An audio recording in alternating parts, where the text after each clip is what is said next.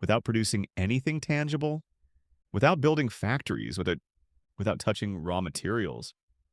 There is a product that has shaped wars and empires and your daily life. You just don't see it. This product is debt. Without producing anything tangible, without building factories, without touching raw materials. Imagine a product that generates continuous and growing profit through millions of people. A product so powerful, it financed wars, raised and collapsed empires, subjugated entire nations, and so invisible that most people don't even realize. They are buying it every single day. This product, ISDEBT, debt is the most successful business model in history. But the irony is this: the vast majority of those who use it have no idea how it was designed, who it actually works for, or why it is so dangerous. They never question it. This video is the story of debt, but this is not just an economic story. This is the story of money, power, and control. At its simplest form, debt is a promise. You take today, you pay tomorrow. But this promise is not innocent, because hidden inside this promise is something else: interest. Interest is the price of time.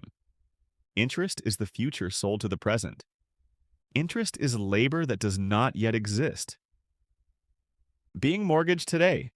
When you take on debt, you don't just receive money, you hand over a piece of your future.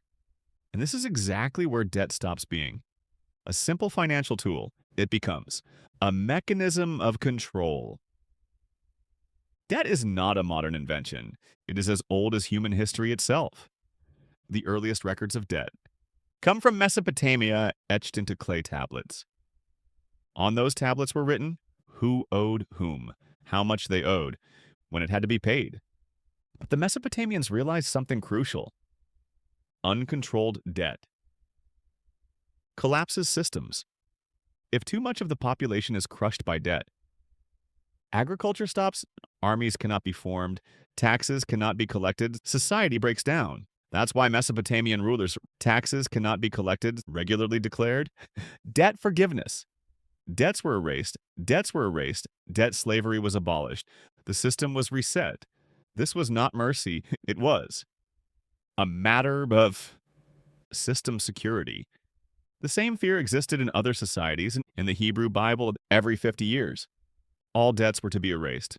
The reason was simple. If debt accumulates, people are enslaved. Land concentrates in few hands. Society collapses.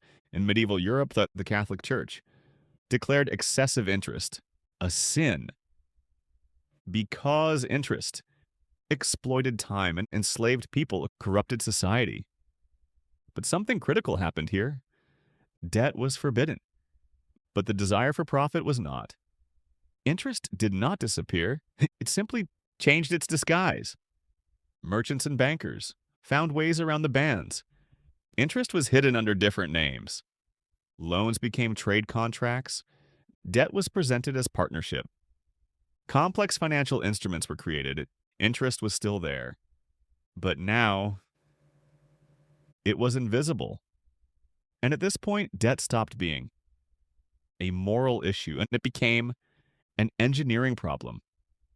During the Renaissance, a new class of power emerged. They owned no land, they commanded no armies, but they controlled credit. Banking families like the Medici financed kings, financed popes, financed wars. And in return, they gained political influence, tax exemptions, and built empires. Debt was no longer a tool. It was the engine of power. The real breaking point came in the 17th century. The Dutch Republic, while fighting Spain, did something new. It turned state debt into a tradable security. Investors lent to the state, earned interest, and sold that debt to others. War was no longer limited by the gold in a royal treasury. The future itself was being sold to finance it. The model was so successful that England quickly copied it. In 1694, the Bank of England was founded. This was a turning point. The state no longer borrowed from individuals. It borrowed from a central bank. And based on that debt, money was created. Debt became permanent. The state lived on debt and rolled it over. Forever. Debt and war created a perfect cycle. The more war, the more debt, the more interest, the more power. With the Industrial Revolution, debt reached the masses. Railroads were built with debt. Factories were built with debt. Workers were paid by debt-financed companies. And then they borrowed themselves for homes, for cars. Consumption. Debt seeped into every layer of life. By the 20th century, no longer rare. It was no longer shameful. It was normal. Mortgages, car loans, credit cards, student debt. Debt became a daily product. Buy now, pay later. But here was debt's hidden genius. Pay later. Debt does not create profit once. It creates profit every month, every year, over and over again. Every interest payment is a silent transfer of wealth from the debtor to the creditor. A 30-year mortgage turns a home's real cost, sometimes 3 times its price. A credit card becomes an endless payment loop.